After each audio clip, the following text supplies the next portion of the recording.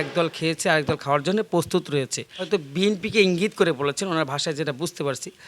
মিজানুর রহমান আজহারী একটি মাহফিলে বলেছে একদল খেয়ে পালিয়েছে, আরেক দল খাওয়ার জন্য ওৎ পেতে বসে আছে। আপনি একজন বিএনপির নেতা হিসেবে এটা কিভাবে দেখছেন? আসলে মিজানুর রহমান আজহারী সাহেব উনি একজন ইসলামী স্কলারশিপ, আমাদের গর্ব বলতে পারেন। আমি ওনাকে খুব পছন্দ করি এবং ওনার কথাগুলো আমি নেই, আমার খুব ভালো লাগে। কিন্তু উনি যে বিষয়টা বলেছে এটা আসলে আমার কাছে একটু বিভ্রান্তকর কথা মনে হচ্ছে। একদল খেয়েছে আরেক দল খাওয়ার জন্য প্রস্তুত রয়েছে। আসলে এটা সম্পূর্ণই একটা ভিত্তিহীন কথা। এটা উনি হয়তো বিএনপিকে ইঙ্গিত করে বলেছেন, ওনার ভাষায় যেটা বুঝতে পারছি। ওনার মতো একজন মানুষ, একজন সম্মানিত মানুষ, আমি ওনার ভক্ত, কিন্তু ওনার কাছ থেকে এ ধরনের কথা আমি আশা করিনি।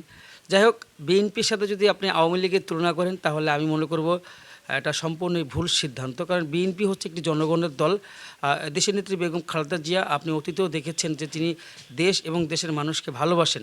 আর বিএনপিতে যদি কেউ অকারণ কোনো ধরনের অপ্রীতিকর ঘটনা ঘটায় থাকে, আপনি দেখবেন এগুলো বিএনপির কোনো লোক না। কিছুদিন আগে দেখলাম যে এক জায়গায় ডাকাতি হয়েছে, সেখানে আওয়ামী লীগের লোকেরাই ডাকাতি করেছে এবং অনেক ধরনের ঘটনা এভাবে ঘটছে। আপনি দেখেছেন যে যুবদল নেতাকে আপনার এই যে রাজশাহী না কোথায় দেখলাম যে যুবদল নেতাকে একটা দায়, মানে যুবদলের নাম ভাঙিয়ে তিনি অকারেন্স করার কারণে তাকে দল থেকে বহিষ্কার করা হয়েছে এবং এটা হচ্ছে রাজশাহীতে।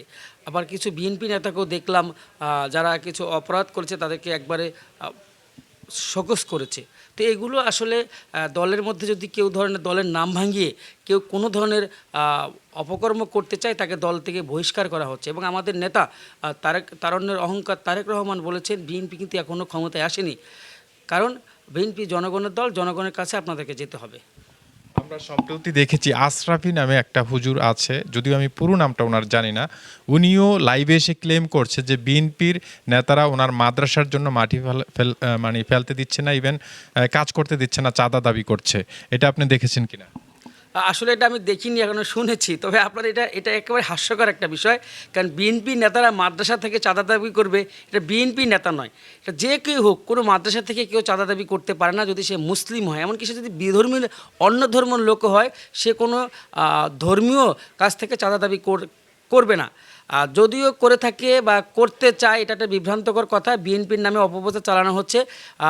আপনি জানেন যে বিএনপির জনপ্রিয়তা এখন শীর্ষে। তাই বিএনপির জনপ্রিয়তাকে ক্ষুণ্ণ করার জন্য কিছু লোক অপপ্রচার চালাচ্ছে। যিনি বলছেন উনি হয়তো আওয়ামী লীগের লোক ছিলেন এবং আওয়ামী লীগের লোক থেকে তিনি অনেক অপকর্ম করেছেন। তিনি এটাও কিন্তু বলেছেন যে আমার কাছ থেকে আগে 20,000 টাকা নিয়েছেন। কিন্তু উনি যদি অপরাধী না হবে তাহলে কেন 20,000 টাকা তিনি চাঁদা দিবেন? আর চাঁদার প্রশ্ন এখানে আসতেছে কেন? ওনাকে যদি মাদ্রাসায়, আপনি জানেন মাদ্রাসা সে যত বড় হোক, মসজিদ মাদ্রাসা নিয়ে কোনো মানুষের কোনো ধরনের কোনো বাজে মন্তব্য না। মানুষ যতটুকুই পারে তার সাধ্য অনুযায়ী মসজিদ মাদ্রাসা দেয়। এখান থেকে ওনার কাছ থেকে 20,000 টাকা চাঁদা নেওয়া, এই বিষয়টা সম্পূর্ণ হাস্যকর। আমি বিভিন্ন তদন্ত কমিটি যারা রয়েছে, 5 বিশিষ্ট তদন্ত কমিটি করে এটা খতিয়ে দেখা হোক। দেখলেই বোঝা যাবে যে এটা আসলে বিএনপির লোক না, তাদের নিজেদের মধ্যে একটা বিভ্রান্ত ছড়াচ্ছে বা বিভ্রান্ত হচ্ছে তারা তাদের মধ্যেই।